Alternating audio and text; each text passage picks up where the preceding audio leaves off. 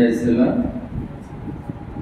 ఆరాధనకు వెళ్ళే ముందు మరి వాక్యపడడం వరకు నా యొక్క సొంత బైబిల్ని చేతపెట్టుకుని ప్రయత్నించాలి. పఠింప శ్రేష్ఠ గ్రంథము బైబిల్, పఠింప శ్రేష్ఠ గ్రంథము బైబిల్, అనుదినం పఠించిన ప్రేమ తోడ నడుపును. ఓ పఠింప శ్రేష్ఠ గ్రంథము బైబిల్, గాబే కుదరే ద బైబిల్, గాబే కుకురే ద బైబిల్.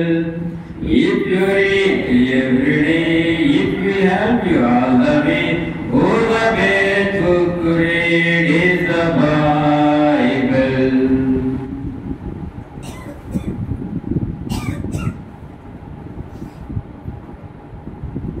సమయంలో ఆరాధన వరకు వర్తమానం రక్షణ భాగ్యం అనే అంశం మీద కొన్ని విషయం మనం చూసుకొని ఆరాధనలు అయితే వెళ్దాము.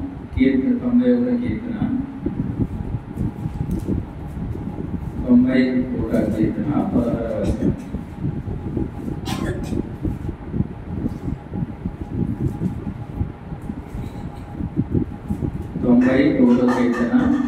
16వ వచనం.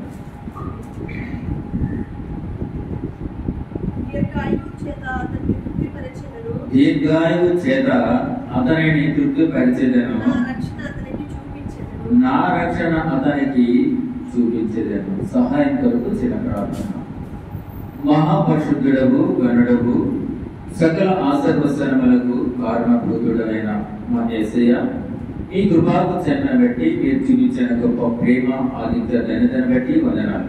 ఇదిగో తండ్రి, గత వారం మొదలుకొని ఈ దినం వరకు సురక్షితంగా ప్రభావ మీ రెక్కల చాటును మమ్మల్ని భద్రపరిచి తండ్రి మీకు ఇష్టమైన పరిశుద్ధమైన దినాన్ని సకల పరిశుద్ధులతో పాటు మేము కూడా పరిశుద్ధంగా ఆచరించుటకు తండ్రి మీరు ఇచ్చిన ఈ శ్రమలో తండ్రి మేము ఆరాధించే ఈ భాగ్యానికి పునరాత్మలు చేస్తున్నాము. ఇంకా రావాల్సిన బిడ్డలు మీరు జ్ఞాపకం చేసుకోండి. ప్రభావం సకాలంలో రావడానికి సహాయం చేయమని ప్రార్థన చేస్తున్నాం. నిలబడి మీరు దాసాన్ని మీరు జ్ఞాపకం చేస్తున్నాం. ప్రభావం మా నోటిని మీరు బోధగా వాడకూడదు తండ్రి. మా యొక్క సొంత ఆలోచనలు తండ్రి సొంత తలంపులు కాదు కానీ ప్రభావ పరిశుద్ధాత్మ ద్వారా ప్రేరేపించబడేవాడి తండ్రి మాకు ఏది అవసరమో అది మా ముందు ఉంచమని తండ్రి ఆ ప్రకారం మా జీవితాలను మలుచుకొని ఇదిగో ఆయన మిమ్మల్ని ఆరాధించే భాగ్యం మాకు అనుగ్రహించమని మా ప్రభువు రక్షకుడు మా కొరకు రానయ్య ఉన్న యేసుక్రీస్తు నామంలో వేడుకుంటూ ప్రార్థిస్తున్నాను మా తండ్రి, ఆమేన్.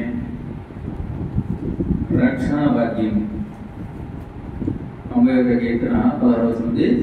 దీర్ఘాయువు చేత అతనిని తృప్తిపరిచెదను, నా రక్షణ అతనికి చూపించే. దేవుడు చెప్తున్న పలుకున్న మాటలు అన్నమాట. దీర్ఘాయువు అంటే ఆయుష్ గంతం అంటే నిరంతరం కూడా మనము ఆయనతో పాటు ఉండాలని, ఆయన స్థుతించాలని, ఆయన కనపరచాలని, ఆయన మహిమ కొరకు జీవించాలని దేవుడు మనల్ని దీర్ఘాయువు చేత మనల్ని తృప్తిపరుస్తుంది. అంతేకాదు కానీ ఆయన రక్షణ మనకి చూపించేవాడిగా ఉంటాడు. ఆయన రక్షణ మనకి చూపించేవాడిగా ఉంటాడు. అయితే రక్షణ విధములు కొన్ని మనం చూసుకున్నాం. రక్షణ విధాలు చాలా ఉంటాయి. అయితే కొన్ని మనము రక్షణ విధాలు చూసుకుందాం. మొదటిగా మనం చూసుకున్నట్లయితే రక్షణ భాగ్యము. ఈ వారం అంశం రక్షణ భాగ్యము. దాని గురించి ద్వితీయోపదేశకాండం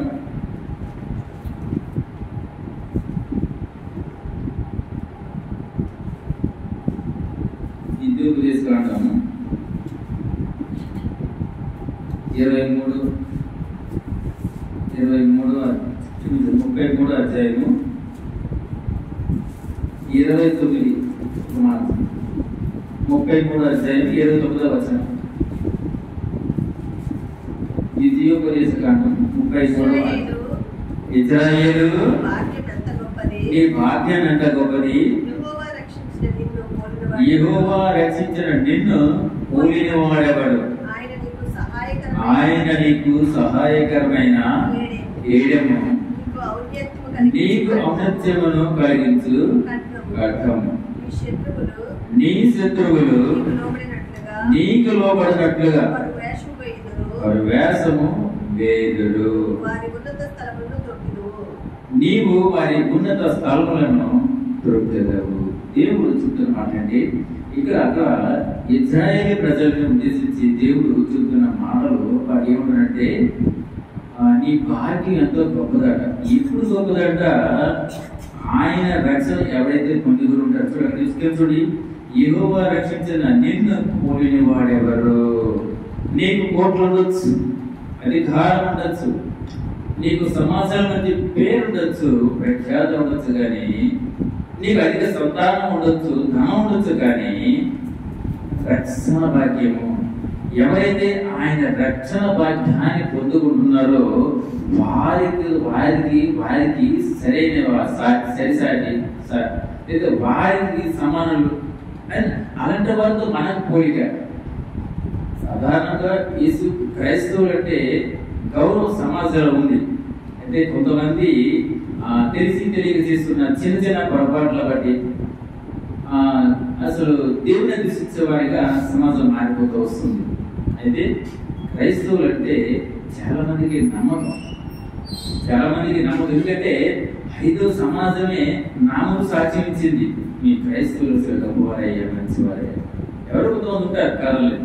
ఇక్కడ ఏమంటే చూడండి, నిన్ను పోలిన వాడేవాడు అంటే నీవు రక్షణ భాగ్యాన్ని పొందుకున్నావు కదా, నీతో సమం ఎవరు, నీకు సాటి ఎవరు, అసలు నీతో పోటీ ఎవరు లేదయ్యా.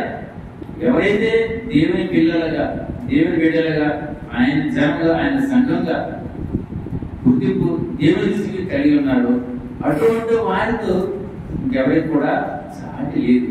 ఎందుకంటే నిన్ను పోలిన వాడెవడు అంటే ఎవరిని మాట అంటారు? ఎవరైతే ఆయన రక్షణ భాగ్యాన్ని పొందుకున్నారో, యేసుక్రీస్తు ప్రభువారు నా పాపముల కొరకు తన రక్తము చిందించి సిలువలో మరణించి 3వ దిన తిరిగి లేచి మరి ఆయన రాజ్యం కొరకు నన్ను స్థిరపరిచారు ఎవరైతే నమ్ముతున్నారో, నమ్మి బాప్తిసం తీసుకున్నారో, ఆయన విశ్వసిస్తున్నారో వారే ధన్యులు. అందుకే అలాంటి వారికి సాటి ఎవరు?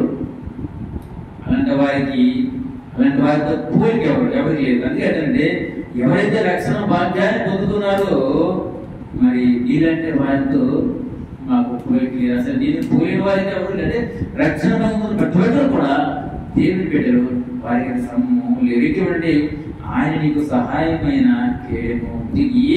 ఎప్పుడైతే నువ్వు రక్షణ భాగ్యాన్ని పొందుకున్నావో ప్రతి క్షణం కూడా, ప్రతి నిమిషం కూడా ఆయన నీతోనే ఉంటాడు, నిన్ను నడిపిస్తుంటాడు. ప్రతి నీ మాటలలో, నీవు చేసే పనుల్లో, ప్రతి విషయంలో కూడా నీ పక్కనే ఉండి నేను నడిపించేవాడిగా ఉన్నాడు, నేను ఆదరించేవాడిగా ఉన్నాడు, నేను బలపరిచేవాడిగా ఉన్నాడు. నీకు జ్ఞానం లేదా?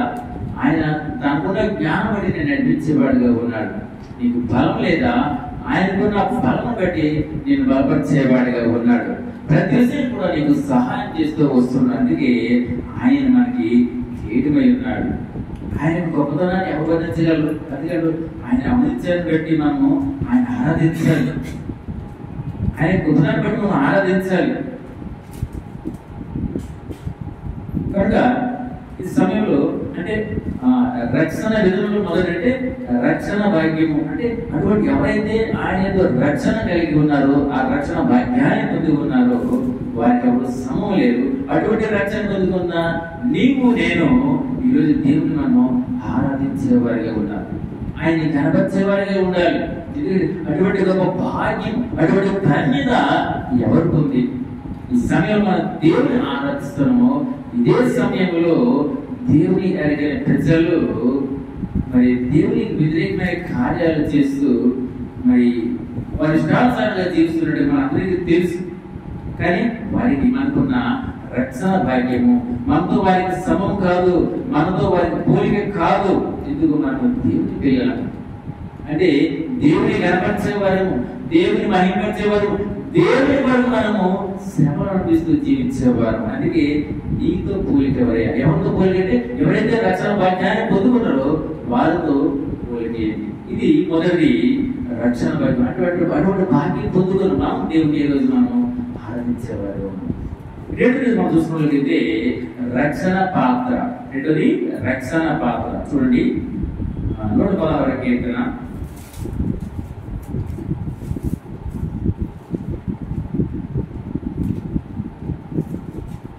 116వ కీర్తన 13వ వచనం. రక్షణ పాత్రను చేతపుచ్చుకొని యెహోవా నామమున ప్రార్థన చేసెదను. రక్షణ పాత్రను చేతపుచ్చుకొని యెహోవా నామమున ప్రార్థన చేసేదను. రక్షణ పాత్ర పుచ్చుకొని దేవుని మనం ఆరాధించవచ్చు, అలాగే ప్రార్థన కూడా చేయవచ్చు. అయితే ఇక్కడ రక్షణ పాత్ర అనగా ఆయన రక్షణ మనకి ఉపయోగపడు ఒక పాత్ర అయి ఉన్నది. మొదటిది ఏమిటంటే ఆయన రక్షణ భాగ్యం ఎంతో గొప్పది. ఎందుకంటే అటువంటిది అందరూ పొందుకోలేరు. ఎవరైతే దేవునికి అనుకూలముగా దేవునికి ఇష్టంగా జీవించడానికి ఇష్టపడుతున్నారో వారికి మాత్రమే ఆ ధన్యత ఉంది. రెండోదంటే రక్షణ పాత్ర అంటే ఆ రక్షణ అంటే మనకు ఉపయోగపడు ఒక పాత్ర అన్నమాట. పాత్ర ఉంటుంది. ఆ రక్షణ అంటే ఒక పాత్ర ఉంటుంది. చూడండి, ఒక గ్లాస్ తీసుకోండి, మనకు నీళ్లు తాగడానికి ఉపయోగపడుతుంది. ఒక ఏదైనా వంట పాత్ర తీసుకోండి, మనకు అన్నం తయారు చేయడానికి ఉపయోగపడుతుంది. అలాగే అంటే ఏదైనా వస్తువు ఉందంటే మన జీవనానికి ఉపయోగపడేదాన్ని కూడా అటువంటిదే ఈయన యొక్క రక్షణ పాత్ర అన్నమాట. రక్షణ పాత్ర చూడండి 16 రక్షణ పాత్ర చేతపుచ్చుకొని యెహోవా నామమున ప్రార్థన చేసేది. అంటే ఎప్పుడైతే ఆయన యొక్క రక్షణ అనుభవాన్ని పొందుతున్నామో ఆ అనుభవంలోని మనం వెళ్ళమో అప్పుడు ఆయన మనకి ఇచ్చిన రక్షణ బట్టి ఇదిగో నేను ఆ రక్షణ పాత్రను బట్టి నిర్ణయించాలంటే దేవుని మనము ఆరాధించేవారిగా ఉండాలి, దేవుని కనపరిచేవారిగా ఉండాలి. మనం ఏమి చేసానో ఆయన మహిమ కొరకే మనం చేసేవారిగా ఉండాలి. ఆయన మహిమ కొరకు మనము చేసేవారు. ఇది రెండోది. మొదటి ఏంటంటే ఆయన రక్షణ భాగ్యం పొందుకున్న వాళ్ళు ధన్యుడు, వాళ్ళు తెలియలేదు. రెండోది ఆయన రక్షణ పాత్ర అంటే మనకు అన్ని విషయాల్లో కూడా అన్ని సమయాల్లో మనం ఉపయోగపడే ఒక పాత్ర అంటే ఆ రక్షణ భాగ్యాన్ని మనకి ఇచ్చినట్టు కూడా అందరూ బట్టి కూడా మనము దేవుని మనము ఆరాధించేవారిగా ఉన్నాం. ఇక మూడోది మనం చూస్తుంటే రక్షణ వస్త్రము. మూడోది రక్షణ వస్త్రము. కీర్తన 132 కీర్తన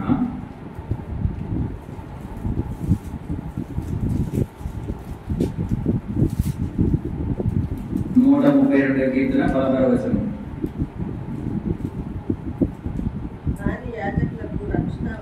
దాని యాజకులకు రక్షణను వస్త్రముగా ధరింపజేసేదను. దానిలోని భక్తులు బిగ్గరగా అనంతగానము చేసేదారు. ఎవరు చేస్తారంటే ఎవరైతే రక్షణ వస్త్రాన్ని కలిగి ఉంటారో, అంటే ఇక్కడ రక్షణ వస్త్రం అనగా క్రీస్తుని ధరించుట. ఇక్కడ క్రీస్తుని ఎగ్జాంపుల్ మనము మంచి బట్టలు మంచి దుస్తులు వేసుకోవడానికి మనము ఇష్టపడుతూ ఉంటాము. ఏదైనా బట్ట ఏదైనా వేసుకోవచ్చు. 100 రూపాయలు తగ్గట్టుగా ఒక షర్ట్ కూడా వేసుకోవచ్చు. అదే 1000 రూపాయలు తగ్గట్టుగా షర్ట్ కూడా వేసుకోవచ్చు. 100 రూపాయలు వేసుకుంటే మాత్రం తక్కువే కాదు, కానీ మంచిది, విలువైనది, నాణ్యమైనది, అందరూ చూసి మనల్ని మెచ్చుకునేలాంటి ఖరీదైన బట్టల కోసం మనం పోటీ పడుతూ ఉంటాము. మంచిది. అలాగే మనం గమనించాలి. అంటే ఈ డ్రెస్ అంటే ఈ డ్రెస్ లేదా ఈ చీర ఇది మనం ధరించుకుంటే దానివల్ల మనకి గొప్పతనం వస్తుంది, దానివల్ల మనకి గౌరవం వస్తుంది, దానివల్ల నాకు సంతోషం కలుగుతుంది అన్నప్పుడు మనం ఏం పోల్చాలంటే అదే విధంగా మనం ధరించిన బట్టలలో ఆకర్షణ ఉన్నట్లే, అంటే ఆ బట్టలు బట్టి అంటే మనకి ఎంత ఇష్టంతో మనం వేసుకుంటాము, దానివల్ల సంతోషంగా అనుకుంటాం. అలాగే మనము ధరించగలవలసిన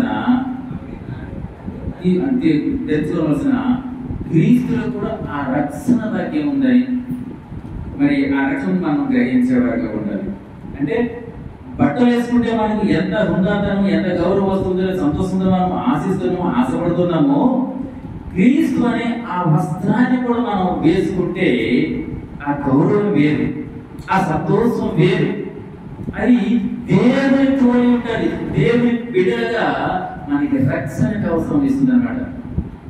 రక్షణ వస్త్రం అనగా ఏంటి, మనము దేవుని ఎదిగేవాడుగా, ఆయన బిడ్డలుగా ఆయన గురించి మనం సాక్ష్యం ఇచ్చేవాడుగా ఉంటుంది. దానికి ఇది సాదృశ్యం, ఆయన యొక్క ఆ వస్త్రం అన్నమాట. వస్త్రం చూడండి సార్, దాని గురించి రోమిలకు రాసిన పత్రిక 11వ అధ్యాయంలో ఉంటుంది రక్షణ అవసరం ఏంటి?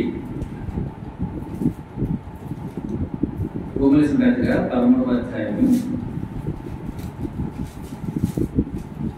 14వ వచనం. మెట్టుకు ప్రభువైన యేసుక్రీస్తు ధరించుకున్న వారే శరీరేచ్ఛను నెరవేర్చుకున్నటకు శరీర విషయమే ఆలోచన చేసుకుంటున్నప్పుడే.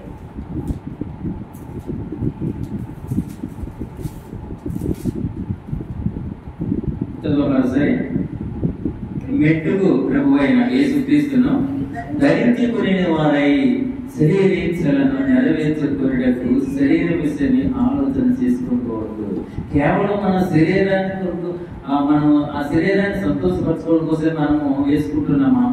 అది కాదు. ఇక్కడ చూడండి, ప్రభువుని యేసుక్రీస్తును ధరించుకున్నారంట. అంటే మనలో ఈ వస్త్రం ఏమై ఉండాలంటే ఈ వస్త్రము యేసుక్రీస్తు ప్రభువు. ఈ వస్త్రము ఇది గుడ్డ కాదు, యేసుక్రీస్తు ప్రభువు. అంటే నేను యేసుక్రీస్తు ప్రభువును ధరించుకున్నానంటే ఆయన పోలిక, ఆయన స్వభావము, ఆయన యొక్క లక్షణాలు, గుణ లక్షణాలు, ఆయన యొక్క ప్రేమ, ఆయన గురించి నేను ప్రచురపరిచేవాడిగా ఉండాలి. ఇది రక్షణ వస్త్రం అన్నమాట. యేసుక్రీస్తు ప్రభు రక్షణ వస్త్రం అంటే ఇది అర్థం. అంటే ఒక బట్ట వేసుకుంటే మనకి ఎంత ఆనందం కలుగుతున్నామో మనం ఆశ్చర్యపోతూ అంటే సంతోషపడుతుంటాము. అలాగే యేసుక్రీస్తు ప్రభు అనే ఆయన రక్షణ వస్త్రాన్ని వేసుకున్నామంటే ఆయన మనము అనేక మనం పరిచయం చేసేవాడిగా ఉండాలి. మన యొక్క వస్త్రాన్ని బట్టి, ఆయన యొక్క వస్త్రాన్ని బట్టి అన్నమాట పరిచయం చేసేవాడిగా ఉండాలి.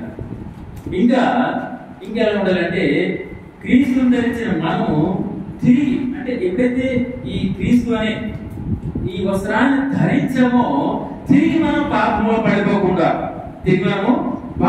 పడిపోకుండా ఆయన యొక్క రక్షణార్థమే ఆయన వైపు చూస్తూ ఆయన వరకు నూతనముగా అప్పుడే పుట్టిన ఒక బిడ్డన పోలిగా ఒక నూతన సృష్టి కలిగి మనం ఉండాలని దేవుడు సంతోషిస్తుంది. ఇది రక్షణ వస్త్రానికి అర్థం అన్నమాట. సో దాని మీద కూడా మాట ఉంది. గలతీయులకు రాసిన పత్రిక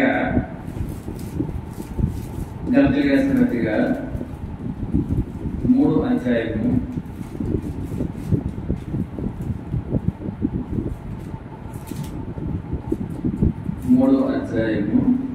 26-27 రెండు విషయాలు ఉంటాయి. యేసుక్రీస్తు మీరందరూ విశ్వాసం వలన దేవుని కుమారులైన చూసారా, యేసుక్రీస్తును ఎప్పుడైతే ఆయన వస్త్రాన్ని ధరించామో, ఎప్పుడైతే ఆయన రక్షణ భాగ్యాన్ని పొందుకున్నామో అప్పుడు మనం ఏమేమంట మనందరూ కూడా అంటే మనకు నమ్మకం పెట్టి విశ్వాసం వలన మనం అందరూ దేవుని పిల్లలు అయిపోయాం. ఇక దేవుని పిల్లలు అయిపోయింటే మన యొక్క హావభావాలు, మన యొక్క ప్రవర్తన, మన యొక్క లక్షణాలు ఉన్నాయి. దేవుని పోయి దేవుని కనపరిచేవారిగా, దేవుని గౌరవించేవారిగా ఉండాలి. మన పిల్లలు ఏదైనా గొప్ప కార్యం చేస్తే మనకి ఎంత ఆనందం, నలుగురు ప్రశంసిస్తుంటే మనకి ఎంత సంతోషం అనిపిస్తుంది. పలానా వాళ్ళ పిల్లలు రచ్చు ఎంత చక్కగా ఉన్నారు అని చెప్పేసి వాళ్ళు మన ఎందుకు కూడా చెప్తారు, మనకి ఎంత ఆనందం అనిపిస్తుంది. అదే విధంగా దేవుని పిల్లలని మనం కూడా మరి ఎప్పుడైతే దేవుని యొక్క గుణలక్షణాలు కలిగి ఉంటామో అప్పుడు దేవునికి మహిమ, ఆయనకే ఘనత, ఇవి కూడా ఆయనకే చెల్లుగాక అట్లా ఉండాలన్నమాట. ఇక్కడ ఇంకేమన్నా చూడమా 29 క్రీస్తులోనికి బాప్తిసం పొందిన మీరందరూ క్రీస్తును ధరించుకొని ఉన్నారు. ఎవరైతే ఆయన యొక్క రక్షణ అంటే యేసుక్రీస్తు ప్రభువారు నా సొంత రక్షకుడు అని నమ్మి బాప్తిసం పొంది ఉన్నారట, మనందరం కూడా పొందిన వాళ్ళందరూ కూడా యేసుక్రీస్తు యొక్క ఆ రక్షణ భాగ్యం అంటే రక్షణని పొందుకున్న వారిగా ఉన్నారు. అంటే వీళ్ళందరూ అంటే ఆ యొక్క రక్షణ క్రీస్తు మనము ధరించుకునే వారిగా ఉన్నాం. అంటే ఇక మీదట నేను బ్రతుకుతుంది నేను కాదు, నాలో ఉన్న క్రీస్తే. ఏదైనా నేను మంచి కార్యం చేస్తున్నానంటే అది నీ గొప్పతనం కాదు, కానీ నీలో ఉన్న ఆ దేవుని యొక్క శక్తి, నీలో ఉన్న ఆ దేవుని యొక్క ప్రేమ బట్టే నువ్వు దేవుని పరిచయం చేసేవాడు, దేవుని కనపరిచే విధంగా నువ్వు మాట్లాడుతున్నావు, దేవుని కనపరిచే విధంగా నువ్వు పని చేస్తూ వస్తున్నావు. దేవుని బట్టి నువ్వు దేవుడికి మహిమకరంగా నువ్వు జీవిస్తున్నావు. అంటే దీనికి కారణం నీలో ఉన్న దేవుని యొక్క ప్రభావం. అంటే నువ్వు క్రీస్తును ధరించుకొని ఉన్నావు కాబట్టి నువ్వు చేస్తున్నది నీవు కాదు, నీలో ఉన్న క్రీస్తే ఈ కార్యాన్ని జరిపిస్తూ వస్తున్నాడు అనమాట. కాబట్టి మనం ఆరాధించే ముందు ఆయన యొక్క రక్షణ భాగ్యం, అంటే రక్షణలో కొన్ని విధాలు ఉన్నాయి కదా. మొదటి ఏమంటే ఆయన రక్షణ భాగ్యం పొందుకున్నవాడు ధన్యుడు, ఆయనకి సాటి సమయాన్ని ఎవరు లేరు.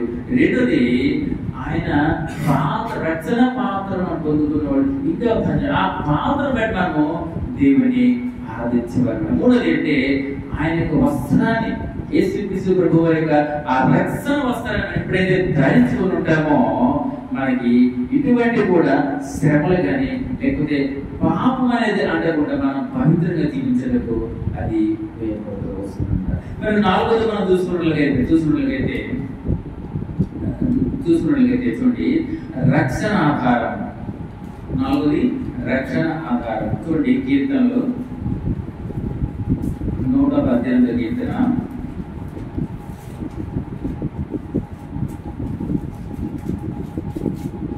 118 కీర్తన 14వ వచనం.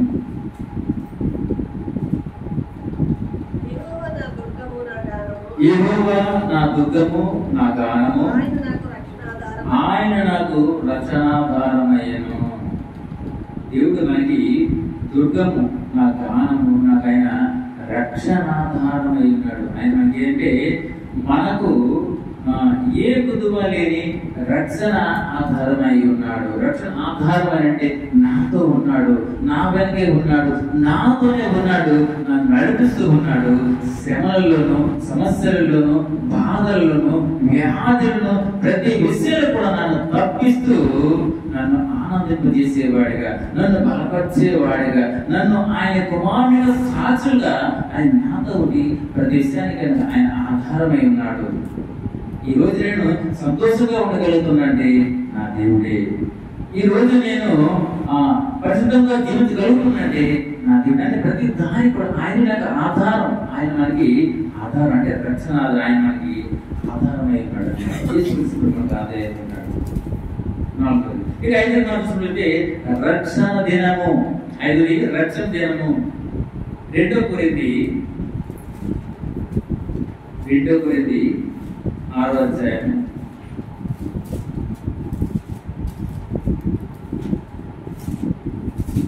2 కొరింథీ 6వ అధ్యాయం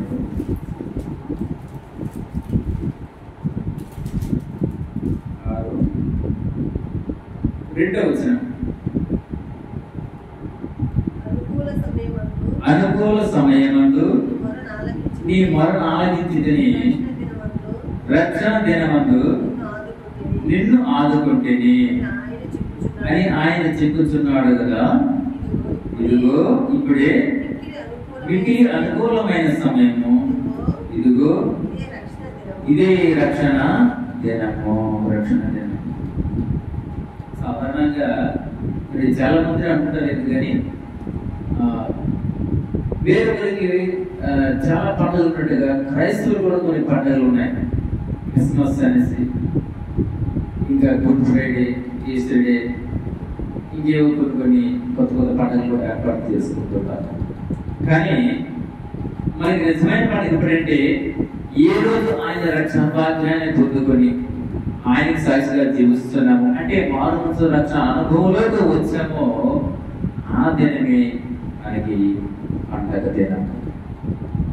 అయ్యా నీకు ఇప్పుడు పండుగ అంటే నేను పలానా రోజు నేను రక్షణ భాగ్యాన్ని పొందుకున్నాను, దేవుని కొరకు నా సమస్తము కూడా నేను త్యాగం చేయడానికి సిద్ధపడి ఆయనతో నడుస్తున్నాను, ఆయన నా వెంటే ఉన్నాడు, నడిపిస్తున్నాడు, ఏదైతే నమ్ముతున్నావో ఆ దినమే నీకు పండగ దినం. అదే రక్షణ దినము. అది అంటే మనకు ఏ అంటే అంటే అంటే దేవుని పరిచయం, దేవుని పరిచయాలు అయితేనేమి, లేకపోతే మారు మనసు రక్షణ అనుభవాలు అయితేనేమి మనం నడిపించేవాడికి ఉన్నాడే, అది రక్షణ దినం. చాలా మందికి మారు మనసు అంటే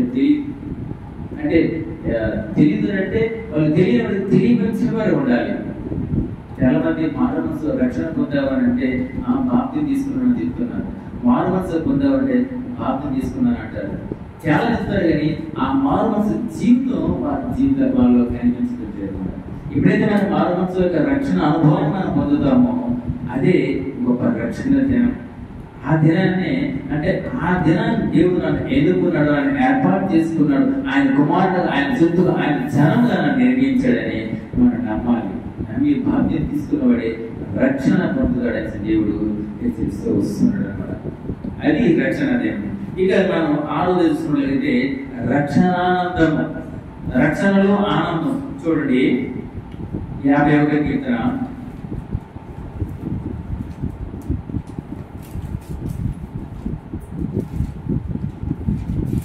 51వ కీర్తన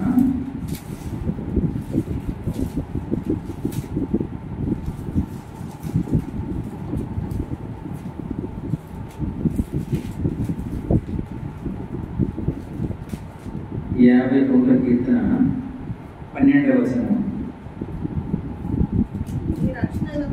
నీ రక్షణానందం నాకు మరలా పుట్టించము, సమ్మతి గల మనస్సు కలుగజేసి నన్ను దృఢపరచము. ఇది దావీదు గారు అడుగుతున్న మాట, దేవుడితో చెప్తున్న మాట అంటే నీ రక్షణానందం నాకు మరలా పుట్టించము, సమ్మతి గల మనస్సు కలుగజేసి నన్ను దృఢపరచము. అంటే తప్పిపోయిన వారికి మరలా పుట్టించు రక్షణానందం.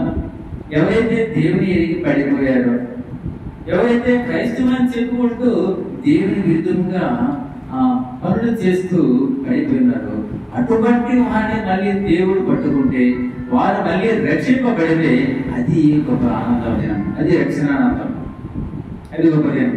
చాలా మంది కూడా తెలియక మనస్సులను చూసి అంటే బోధించే బోధకులను చూసి ఆయా పరిస్థితులను చూసి దేవునికి దూరం అయిపోతూ ఆ దేవుని హేళన చేసేవారుగాను, దేవుని విషయంలో వారు ఎంతో బాధపడిపోయేవారుగా దేవునికి దూరం అయిపోతూ మళ్ళీ పాపంలో జారిపోతూ వస్తున్నారు. అటువంటి వారు మళ్ళీ ఆ రక్షణ భాగ్యాన్ని పొందుకుంటే అది గొప్ప భాగ్యం, అదే గొప్ప ఆనందం అన్నమాట. అది రక్షణానందం. అటువంటి ఆనందం అంటే మళ్ళీ నాకు మరలా నాకు రక్షణ ఆనందాన్ని పుట్టించవా అని దేవుని అడగాలి. ప్రభా నేను జారిపోయాను, పడిపోయాను, ఇదిగో పలానా విషయంలో నేను కృంగిపోతున్నాను, బలహీనం అయిపోయాను, ప్రభా నన్ను బలపరచండి, నన్ను ఆదరించండి తండ్రి, నన్ను మీరు కనికరించారా అని మనం దేవుని ఇప్పుడు ఏది పెట్టుకుంటామో ఆయన ఆనందం వేరు.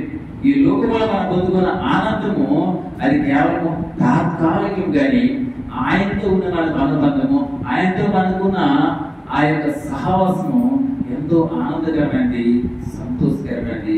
అది రక్షణ అన్నమాట.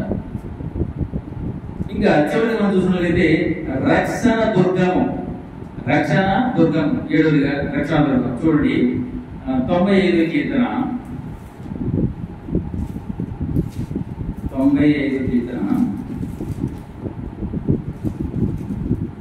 95వ కీర్తన 1వ వచనం.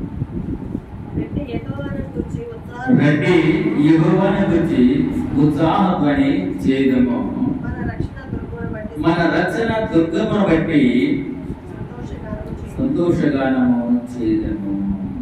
ఎప్పుడు మన సంతోషం వస్తుంది, ఎప్పుడు మనము సంబరాలు చేసుకుంటాము, ఎప్పుడు ఆ కృతజ్ఞతగా కార్యక్రమం నెరవేర్చుకుంటామంటే మనకు రక్షణ భాగ్యం కలిగినప్పుడు, ఆ రక్షణానంలో ఉన్నప్పుడు, అప్పుడు కృతజ్ఞతగా మనము సంబరాలు చేసుకుంటాము, పండుగలు జరుపుకుంటాము, భోజన రకరకాలు చేసి. ఇప్పుడు అది అంటే ఆయన మనకు దుర్గమై ఉన్నప్పుడు, ఆయన మనల్ని కాపాడేవాడికి ఉన్నాడు అంటే ఆయన రక్షణ దుర్గమును బట్టి మనం గొప్ప సంతోషం కలిగిన వారిగా ఉంటాం. ఇక మనం తిరగలేదు, ఆయన రక్షణ భాగ్యం పొందుకున్నవాడు ఎవడు, ఆయనకి సాటి సమయం లేరు, ఆయనకి తిరిగిలేదు. అటువంటి వాడికి సంతోషమే సంతోషం, సంతోషమే ఆయన యొక్క సమాధానం. కాబట్టి ఇప్పుడు మనం ఈ రక్షణ అంటే ఆయనకి సంతోషం. అదే ఆయన రక్షణ భాగ్యము కేవలం అయితే వీళ్ళు ఇప్పుడు మొదటి చూస్తున్నారు కదా, ఇప్పుడు 7 మనం చూస్తున్నాం. మొదటిది రక్షణ భాగ్యము, రెండోది రక్షణ పాత్ర, మూడోది రక్షణ వస్త్రము, నాలుగోది చూస్తే రక్షణ దారము, 5వది రక్షణ దినము, 6 రక్షణానందము, 7 రక్షణ దుర్గము. ఇవి ఎలా మనకు కలుగుతాయి? మరి ఎలా జయించగలమంటే దీనికి ఒకటే మార్గం ఏంటంటే మొదటిది వాక్యము, రెండోది ప్రార్థన. కేవలము దీని ద్వారా మాత్రమే మనం ఈ 7 రక్షణ విధానాలను మనము గెలుపుకోగలము. రక్షణ భాగ్యాన్ని మనం పొందాలంటే మొదటి మనము ప్రార్థనలో ఉండాలి. ఇంకా దేవుడితో మాట్లాడే విధంగా మనం చేస్తే వాక్యం పట్ల అవగాహన కలిగి చదువుతూ ఉంటే దేవుడు ఒప్పుదానికి మన సమాధానం ఇస్తూ మనల్ని నడిపించేవాడిగా ఉంటాడు. కనుక ఆయన వివిధ రక్షణ బట్టి ఆయన మనం ఆరాధించేవాడిగా ఉంటాయి. ఆయన మనకు చూపించాడు 7 రకాల రక్షణ ఆధారాలు చూపించారు అన్నమాట. అంటే దాన్ని బట్టి మనం ఏంటి దేవుడు మనము ఆరాధించేవాడు. దేవుడు తన పరిశుద్ధ వాక్యాన్ని బట్టి దీవించును గాక.